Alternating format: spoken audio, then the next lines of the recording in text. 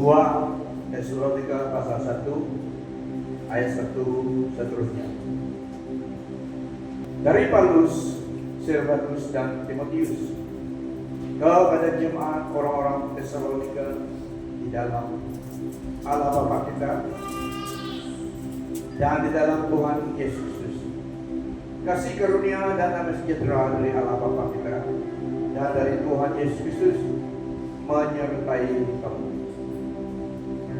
Kami wajib selalu mengucap syukur kepada Allah karena kamu saudara-saudara. Dan memang patutlah demikian. Karena imanmu makin bertambah dan kasihmu seorang akan yang lain makin kuat di antara kamu. Sehingga dalam jemaat-jemaat Allah kami sendiri bermegah tentang kamu karena ketabahanmu dan imanmu dalam segala penganiayaan dan penindasan yang kamu derita. Suatu bukti tentang adanya penghakiman Allah yang menyatakan bahwa kamu layak menjadi keluarga kerjaan Allah. Kamu yang sekarang menderita karena kerjaan itu, sebab memang adil bagi Allah untuk membalaskan penindasan kepada mereka yang menindas kamu dan untuk memberikan kelegaan kepada kamu yang ditindas dan juga kepada kami pada waktu Tuhan Yesus dari dalam surga menyatakan dirinya bersama-sama dengan malaikat-malaikatnya dalam kuasanya di dalam api yang bernyala-nyala dan mengadakan pembalasan terhadap mereka yang tidak mau mengenal Allah dan tidak mentaati Injil Yesus Tuhan kita. Mereka ini akan menjalani hukuman kebinasaan selama-lamanya, dijauhkan dari hadirat Tuhan dan dari kemuliaan kekuatannya. Apabila ia datang pada hari itu untuk dimuliakan dan di antara orang-orang kudusnya dan untuk dikagumi oleh semua orang yang percaya. Sebab kesaksian yang kami bawa kepadamu telah kamu percaya. Karena itu kami senantiasa berdoa juga untuk kamu, supaya Allah kita menganggap kamu layak bagi panggilannya dan dengan kekuatannya menyempurnakan hendakmu untuk berbuat baik dan menyempurnakan segala pekerjaan imanmu, sehingga nama Yesus Tuhan kita dimuliakan di dalam kamu dan kamu di dalamnya, menurut kasih karunia Allah kita dan Tuhan Yesus Kristus.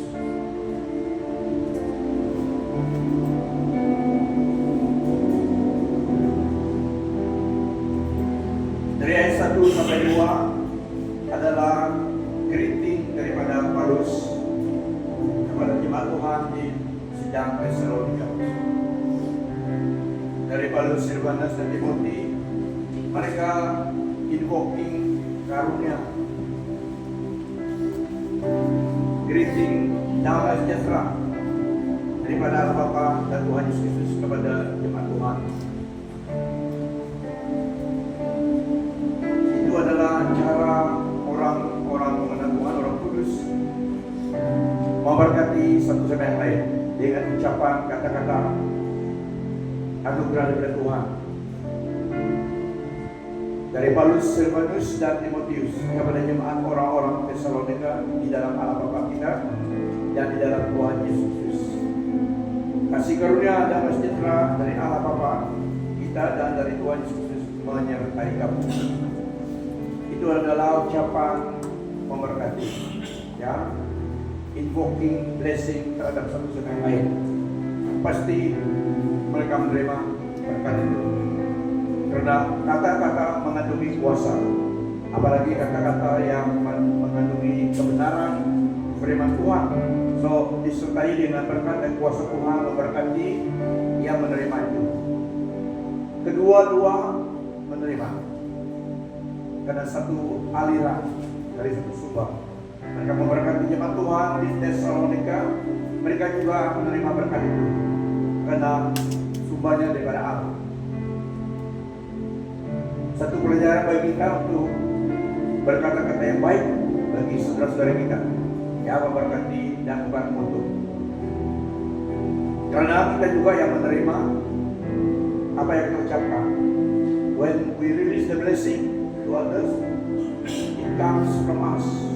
Kita juga partakes of the blessing.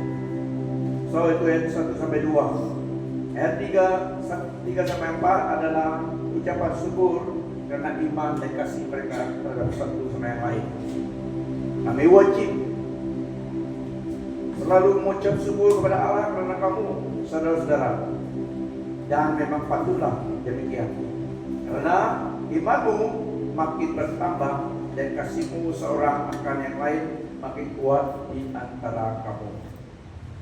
Sehingga dalam jemaat Allah kami sendiri bermegang tentang kamu karena ketabahanmu dan imanmu dalam segala penganiayaan dan penindasan yang kamu derita. Dalam masa itu adalah masa mereka mengalami persecution, ya, bukan masa lega-lega, tapi masa mereka menghadapi di dalam the heat of the fire, it is storm. Tapi mereka tabah. Jadi wajiblah, kata Rasul Paulus, karena dalam masa pergumulan demikian, ketabahan hati mereka, iman mereka dan kasih mereka, itu waktu penganiayaan, penindasan yang mereka alami sebagai orang percaya di sidang Tesalonika. Karena bukan semua orang memiliki iman kepada Tuhan Yesus. So, ini masa penganiayaan dan penindasan yang mereka derita, yang mereka alami sedang di dalam fire itu. So, Rasul Paulus sungguh mendorong mereka.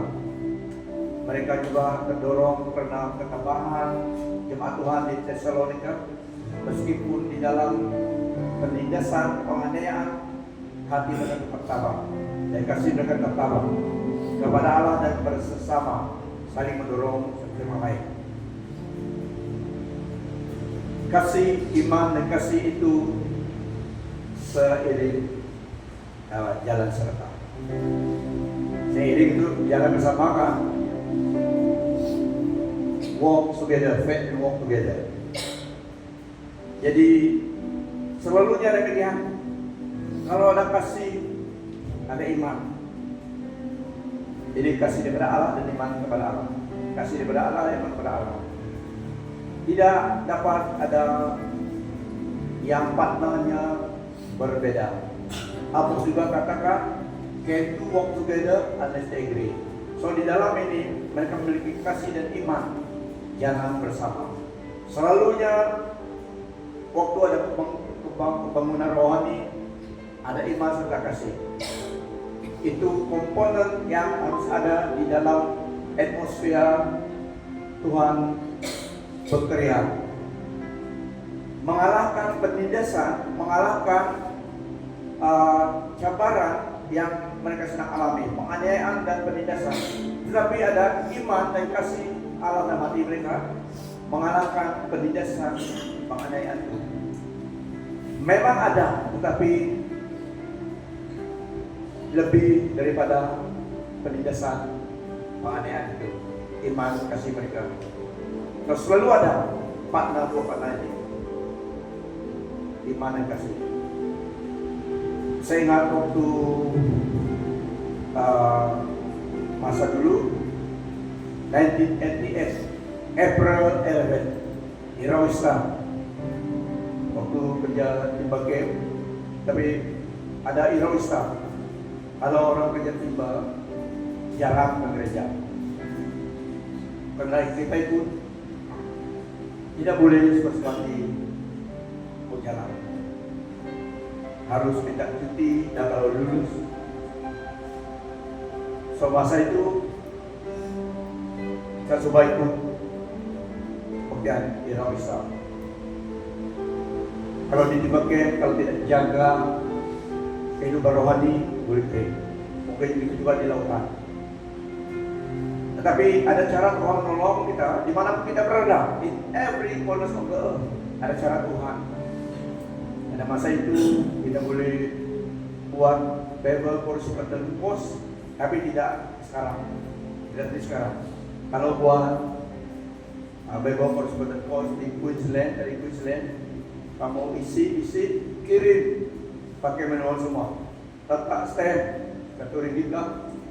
Tadi nggak apa-apa sudah. Tunggu 1 minggu, baru ada balas. Tidak sekarang kiin saja balas. So itu cara kita membekalkan kehidupan rohani kita di dalam bukan belantara masa itu.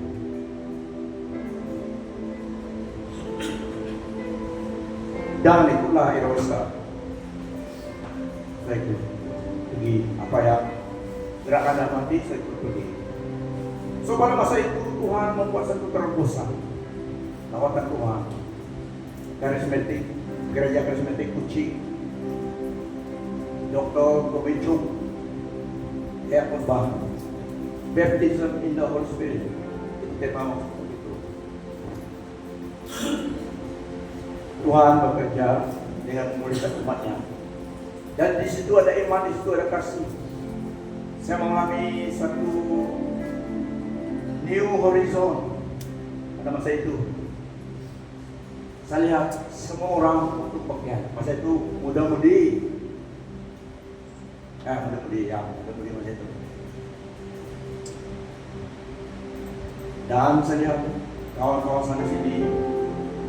Dalam pengalaman saya, itu cara Tuhan memulihkan, menyegarkan rohani. Saya lihat, wah, they are all beautiful. All these people are beautiful people. Dalam atmosfer itu, saya lihat, wah, senang, very happy. Pergi market, dulu ada buat market kalau Irau. Tidak sekarang, Irau di kampung, ada buat tamu, suka pergi makan minum, kawan-kawan. Saya merasa pada masa itu Tuhan memulihkan, menyegarkan, pendalaman dengan kemuliaan masa itu. Saya ada tapi tidak punya rusang saja. Memang hiduplah tidak ada padam.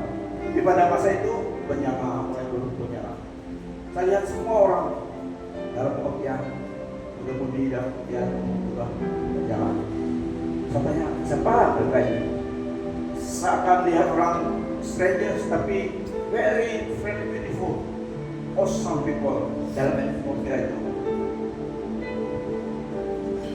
Tuhan bekerja memulihkan. Saya senang. Wah, sekarang kita tidak tenang lagi. So ada iman, ada kasih. Gereja Mary hari itu sudah siapa? Buat hari itu gereja baru itu belum siap. Tapi di mana-mana pun kita beribadah, hati kita yang perlu siap, bukan itu gerejanya. Pada masa itu Tuhan buat lawatan, itu saya mengalami restoration, rejuvenation dalam alam rohani. Itulah saya alami kalau ada iman, kasih, kalau ada dua itu, open itu ada. Tuhan cuma bekerja.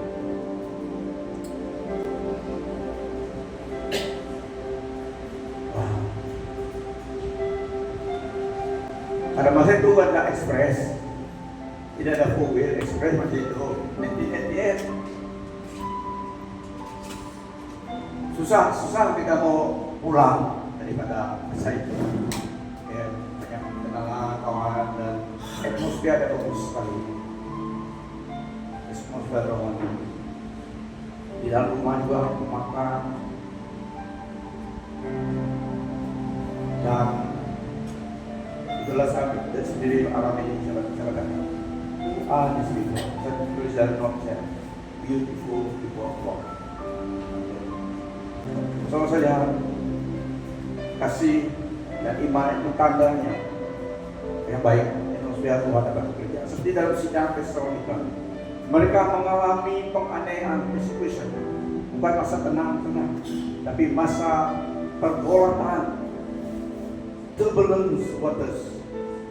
Mereka sedang melalui, kalau itu bil, mereka sedang melalui turbulence waters, stormy weather. Dan iman, kasih itu bersatu. Itulah Rasul Paulus yang author surat ini bersyukur kepada Tuhan karena iman mereka, growing faith and love for one another, flourishing faith, iman kasih, meskipun menghadapi dan sedang di dalam penganiayaan. Bagaimana kamu harus sedang dalam penganiayaan, cari jalan keluar dari escape. Oleh itu jalan keluar, ya. Dan saya katakan love and faith in God juga memampukan hati menjadi generous kepada perkara-perkara Tuhan. Dua komponen elemen harus ada dalam hati seorang percaya untuk ringan hati kita dalam pilihan Tuhan dan juga dalam memberi pilihan Tuhan. Iman dan kasih yang sungguh-sungguh, iman dan kasih yang kuat kepada Tuhan membuat seseorang itu ringan memberi support, baik support keuangan kepada pilihan Tuhan dan perkara-perkara rohani. Harus ada ini kuat dalam hati seseorang Kristen supaya memberi kepada Tuhan dan melihat suatu privilege dalam hidup. Bahkan ada yang mencari mana saya harus salurkan berkat ini dalam pelayanan Tuhan. Seperti Bible Link International, mereka yang support Bible Link International adalah businessman, businesswoman.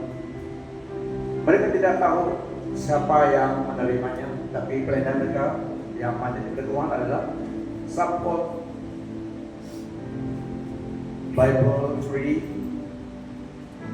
Bukan free Bible ini, mereka yang membayar cost-nya, cost of printing, distribution, Holy Bible, Book Kudus, MVP, Bible dalam bahasa Chinese pun ada material perjalanan.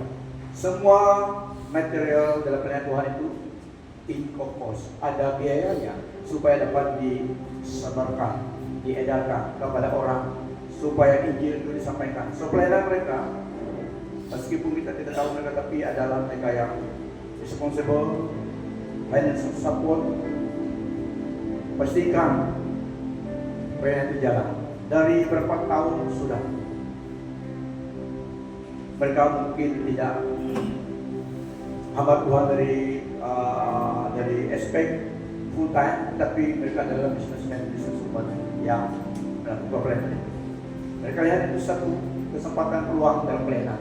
So, itu peranan mereka yang daripada Tuhan dan kasih dan iman kepada Tuhan. Seperti juga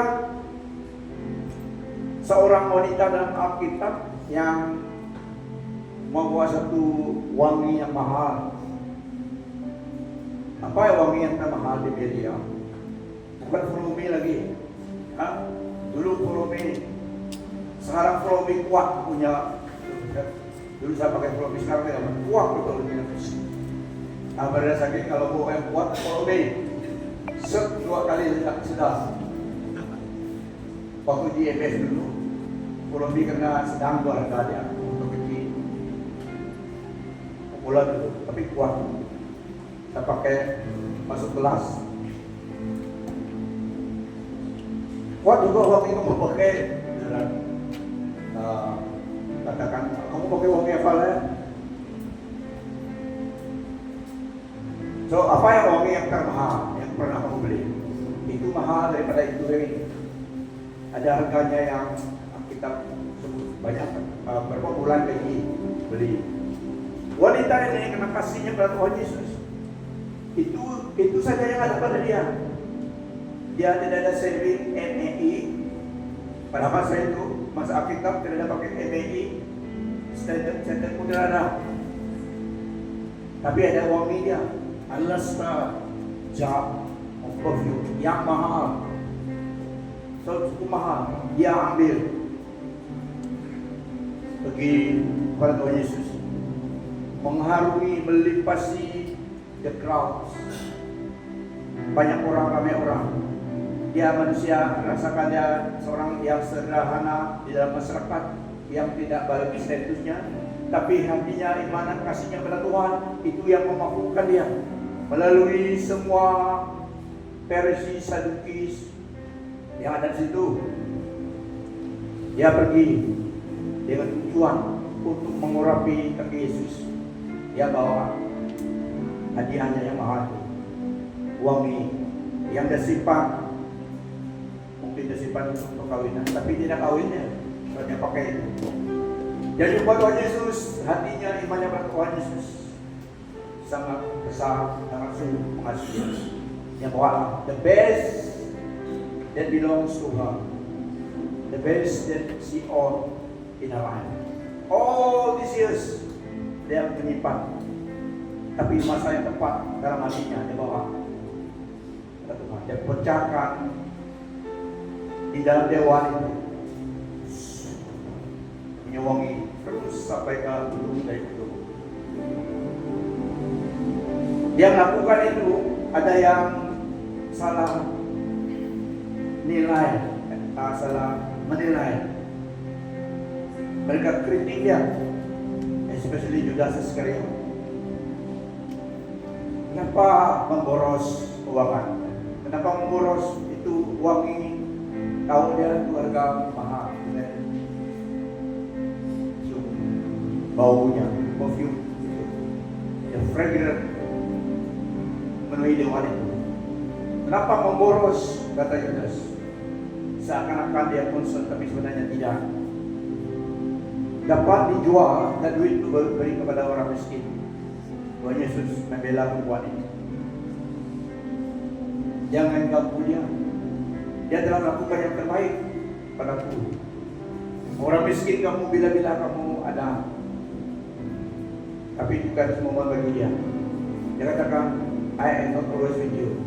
Dia telah melakukan apa yang dapat lakukan kepada saya. Orang miskin bila-bila kamu dapat tolong, but I am not always around. So itu momen bagi wanita itu. Dan seorang Lydia nama dia. Ada Lydia sini? Tidak. Boleh bagi anak kamu nama Lydia. Bukan Lydia Kandau. Kalau yang ingat Muslim, Lydia Kandau dulu tidak.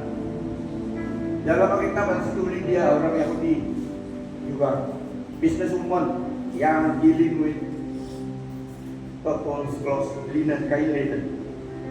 Setelah dia mengenal Tuhan oleh Saksian Paulus, Jelang Paulus yang buka rumahnya menolong pelayanan Paulus, karena hatinya telah mengasihi Tuhan. So banyak lagi. Zacchaeus seorang yang tax collector. Biasa reputation orang tax collector di dalam masyarakat. Orang mereka ini selalunya korupsi, sambun. Tapi biasanya semua ini orang yang tax collector memungut cukai. Kerja mereka seakan-akan kerja itu tidak baik dalam masyarakat. Tapi ada di antara mereka seorang bernama Zacchaeus. Mereka memperjahatkan dia, tapi Zacchaeus berdiri. Karena ada yang menuduh dia. Karena biasanya kelakuan orang tax collector yang tidak baik memang korup, memang tidak baik. Tapi bukan Zacchaeus. Zacchaeus berdiri.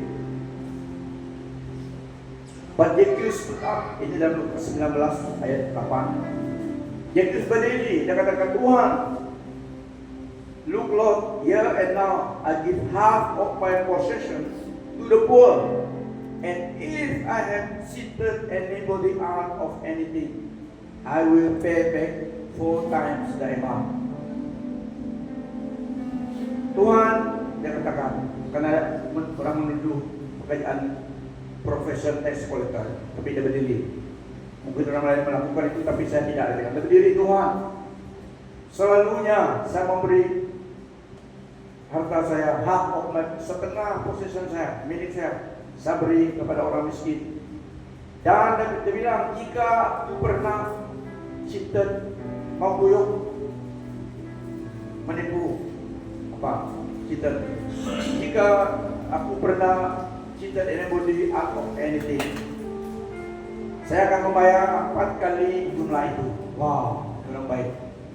Dan dia ikhlas dan dia memang seorang yang ada integriti.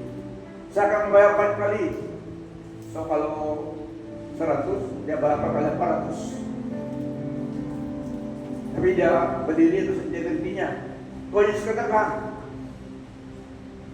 today salvation has come to this house because this man too is a son of Abraham. So ada tanda orang yang sungguh-sungguh kenal Tuhan.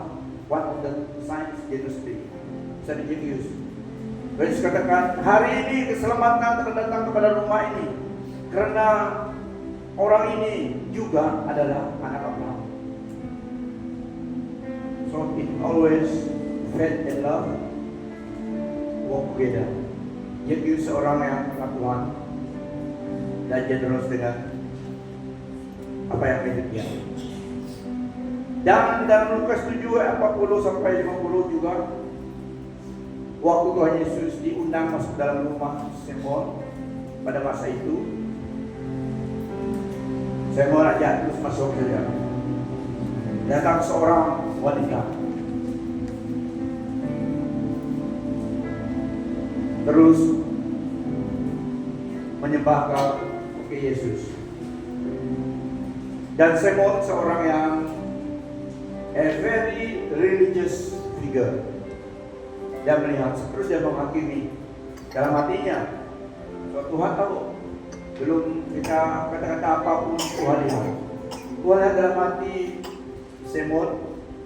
Dia lihat, dia sedang menghakimi wanita itu dan Tuhan Yesus. Dia katakan, kalau orang ini orang benar, orang yang benar, religious person, seharusnya dia tahu wanita yang sedang lap-lap kaki itu. Nah, wanita itu dalam pandangan masyarakat dan dalam pandangan Simon adalah seorang yang low class. Lalu Yesus berkata kepada Simon, Simon, ada yang hendak katakan kepadamu. Sahut Simon, katakanlah guru. Ada 2 orang yang berhutang kepada seorang berpasuak. Yang seorang berhutang 500 dinar dan yang lain pula 50. Karena mereka tidak sanggup membayar, maka ia menghapuskan hutang kedua orang itu.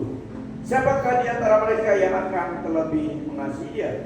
Jawab Simon, aku kira dia yang paling banyak dihapuskan hutangnya.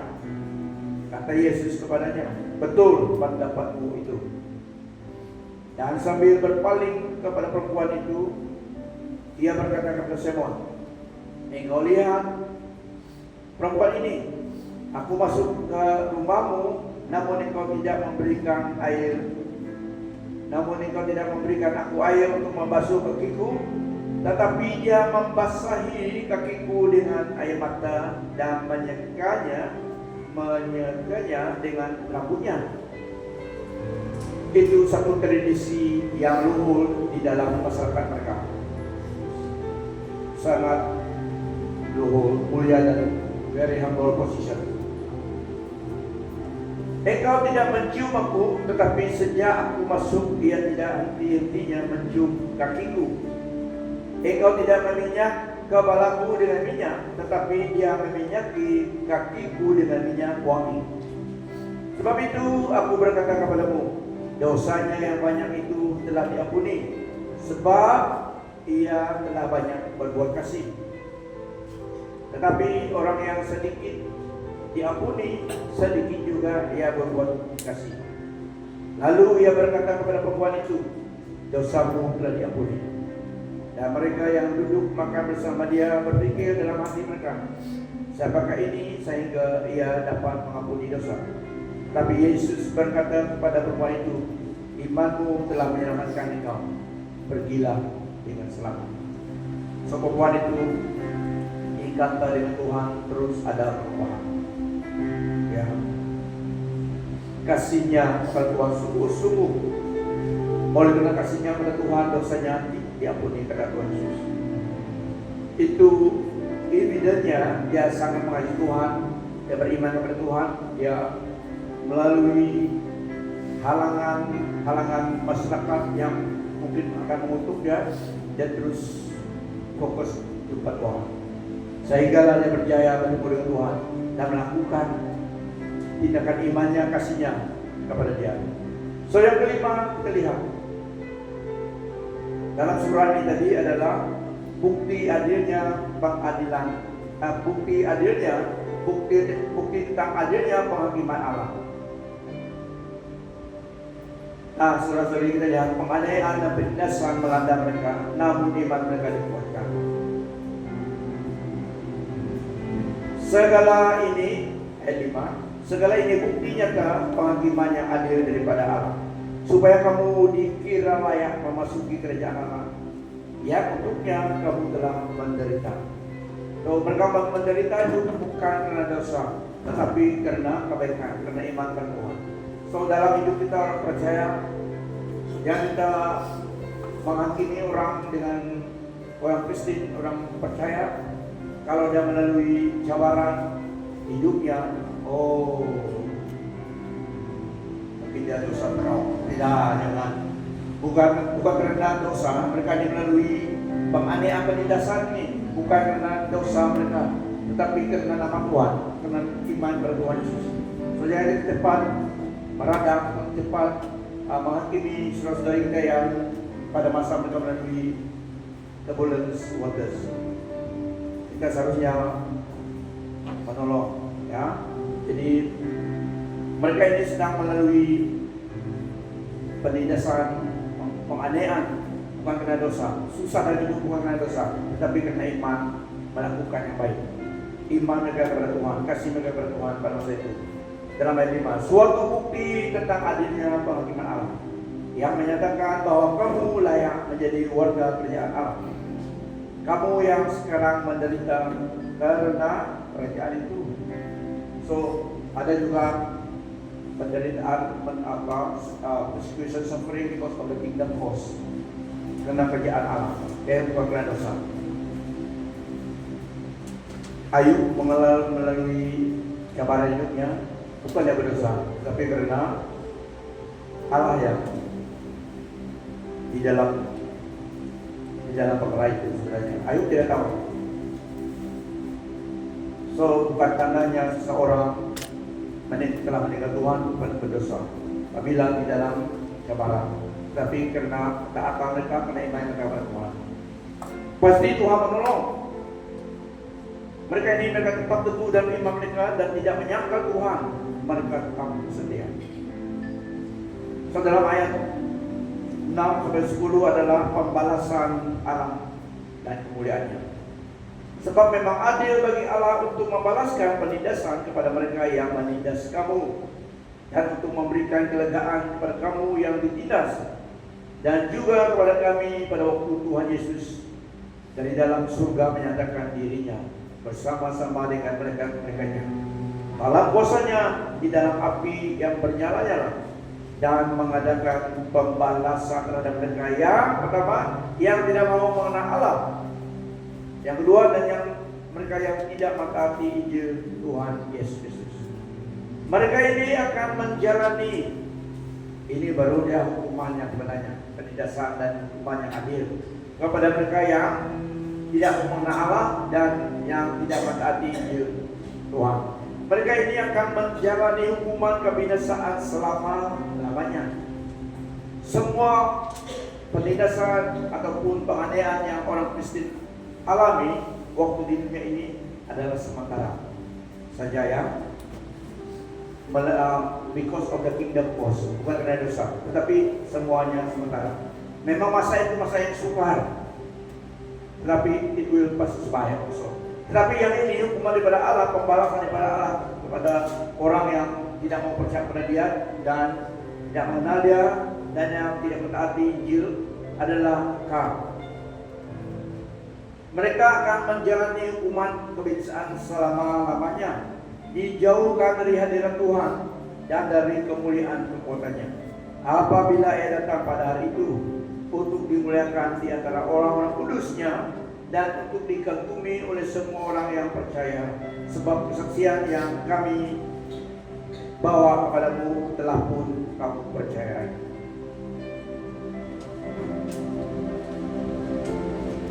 Tuhan akan mengadili, Tuhan akan membela, Tuhan akan memberi hukuman kepada mereka yang menindas orang percaya di dunia ini. Kelak pada masa in the consummation of the age, Kristus datang menjadi raja di atas segala raja. So surat ini diberikan supaya jemaat Tuhan di Tesalonika tetap teguh setia kepada Tuhan pada masa yang serupa demikian. Untuk dapat kuat pada masa yang demikian, mereka harus bersatu. They must stick together sebagai orang percaya. Tidak boleh bercerai-berai, ya. Harus stay in group mereka. Hati iman kepada Tuhan. Makanya mereka tetap dikuatkan tentang si Tuhan, kasih iman terhadap Tuhan dan kasih terhadap sesama mereka. Dan ayat 11 dan 12 adalah doa syafaat bagi jemaat Tesalonika.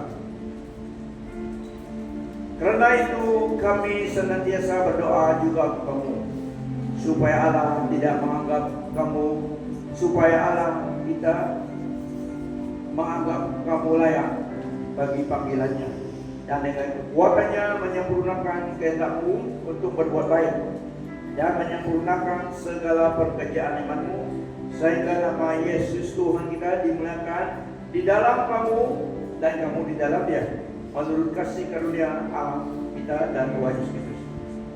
Tuhan dimuliakan melalui hidup kita. Kita sepertinya orang tidak mengenal Kristus, tapi jika kita menjalani hidup kita sebagai orang Kristen yang memuliakan Tuhan, orang lain melihat Kristus melalui kita. Kita adalah pembawa hadirat Tuhan, the image of Christ, kepada orang yang tidak kenal Tuhan. Itulah kesaksian orang Kristen sangat berkesan, membuat impact kepada orang luar.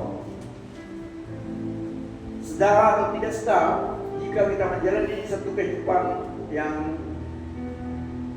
dinyatakan firman Tuhan, yang setia kepada Tuhan, live your life as true believers in Christ, someone will notice. Meskipun kamu tidak tahu, tapi it will your life will impact others. Iblis juga tahu, karena hidupmu akan juga menggoncang kerajaannya, dan hidupmu membuat impact kepada orang lain, sehingga orang lain dapat mengenal Tuhan melalui kesaksian hidupmu. So that's why garam itu harus asinkan terus. Firman Tuhan katakan, jika garam itu tidak asin lagi, itu tentang kesaksian orang Kristen, tidak gunanya lagi, terus dibuang dan diinjakkan orang. So testimoni itu kita sangat penting, ya. Once the testimony is gone, susah mau tidak dapat lagi digunakan kata firman Tuhan jika garam itu menjadi tawar. Ya, kamu tetap masih, ya, buat kasam pakai kamu, cukup masih. Istilahnya Tuhan pakai demikian, tapi terus kita dapat mengerti, ya. Yesus selalu menggunakan parables yang dapat dimengerti during the time generation itu. Sampai dalam Wahyu digunakan, tidak menggunakan bom ini. Alegori semua, karena pada masa menulis surat itu belum ada tank, belum ada mesin gun pada masa itu waktu menulis surat itu. Begitu juga profesi dalam Daniel, semua menggunakan alegori pada masa itu, karena belum ada internet, belum ada yang sekarang ini. Seperti nama Gog dan Magog, namanya dalam Alkitab adalah Gog dan Magog. Tetapi dalam sekarang ini, seperti Persia, dalam Alkitab dalam Persia itu sekarang ini adalah modern era di kawasan itu. That is the biblical land. Gaza juga itu adalah dalam Alkitab. Di Gaza Philip penginjil itu, di situ dia menginjili Yunak yang menggunakan kuda itu, dia balik daripada berdoa di Yerusalem. So dia geser roh, sangat menggembirakan dan memberi kita kekuatan sebagai orang Kristen. He is coming, the King is coming. So itu yang memberi penghiburan, pengharapan, karena kita tahu masa depan kita baik cerah daripada sekarang ini. Tuhan Yesus akan datang untuk kita, mengangkat kita baik kerajaan-Nya. So di dalam cabaran hidup kita, biarlah kita juga melihat orang sedang Tesalonika ini. Di dalam cabaran, penganiayaan karena iman pada Yesus, biar lihat itu merupakan satu petanda hidup imanmu kepada Tuhan Yesus sungguh membuat impact di sekitarmu, dalam kehidupan orang lain, dan juga kepada kerajaan kegelapan. Jika iman kita, hidup kita sebagai orang Kristen mengganggu kerajaan kegelapan, memang tidak senang. Tapi it's okay, itu petanda imanmu membuat impact kepada orang lain, menjadi berkat bagi orang lain. Jangan memuliakan Tuhan. Kalau hidup Kristenmu begitu saja, tidak ada apa-apa, harus cek. Tidak kena pergumulan, pasti ada. Tujuannya adalah supaya kita ingat mengandalkan Tuhan. Jangan melalui kehidupan hidup kita bukan memuliakan Tuhan. Tetapi semuanya itu pasti sesuai. Yang kekal adalah Tuhan firman-Nya dan hidup kekal. So mungkin penganiayaan atau penindasan kamu alami atau sesuatu yang coba menggugat atau mencabar iman Kristenmu, tidak bentuk fisikal. Mereka di sidang Tesalonika, bentuk penganiayaan penindasan mereka adalah daripada orang-orang sekitar mereka yang tidak kenal Tuhan. Mereka dianiaya secara fisikal, harassment daripada orang lain. So mungkin kamu tidak, bukan dalam bentuk fisikal daripada orang yang tidak percaya, tetapi mungkin dalam kesetiaan untuk mengikuti kehendak Tuhan. Mungkin cabaran hidupmu bagaimana ya, mencabar juga. Mungkin itu menjadi satu penganiayaan penindasan, yaitu mengikut kehendak Tuhan dalam kehidupan Kristenmu, seperti memberi persembahanmu kepada Tuhan dalam pelayanan Tuhan, sesuatu yang menguji iman dan kesetiaanmu. Beri tidak, tarik. Jangan beri yang RM1 daripada yang RM10. Itu satu pengujian, penganiayaan. Mungkin menjadi satu cabaran bagi kamu untuk setia kepada Tuhan.